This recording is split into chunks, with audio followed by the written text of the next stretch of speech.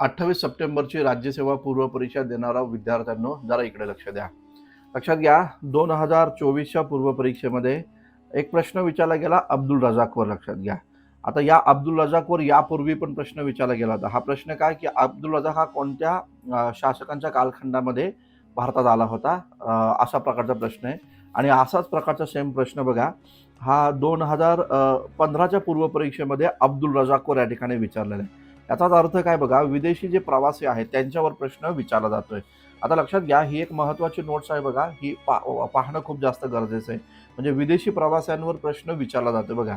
अल मसुदी जो आहे हा अरबी प्रवासी आहे, हा भोज राजाच्या दरबारात आलता. अल बरुनीवर यापूर्वी प्रश्न आला होता. लक्षात घ्या, त्याने तहकीके हिंद हा ग्रंथ लिहिला, तर त्याच्यावर प्रश्न येऊन गेला होता बघा. आता हा इम्पॉर्टंट आहे बघा, मार्को पोलो. मार्को पोलो हा वेनिस शहराचा प्रवासी आहे आणि इब्न बतुता जो आहे ना तो पण खूप इम्पॉर्टंट आहे, जो मोरोक्कोचा प्रवासी आहे बघा. आणि हा इब्न बतुता महमूद बिन तुगलकाच्या दरबारात आलता आणि त्याने रहेला हा ग्रंथ या ठिकाणी लिहिला. तर ही लक्षात ठेवा, मोस्ट इम्पॉर्टंट आहे. मार्को पोलोवर प्रश्न येईल आणि त्याचबरोबर इब्न बतुतावर पण प्रश्न येईल. याचबरोबर बघा, विजयनगर साम्राज्यामध्ये निकोलो कोंटी आलता देवराय प्रथमच्या दरबारात. अब्दुल रजाक आला होता देवराय द्वितीयच्या दरबारात. निकितन हा पण इम्पॉर्टंट आहे बघा, हा रूसचा प्रवासी आहे, हा बहमनी साम्राज्यामध्ये आला होता.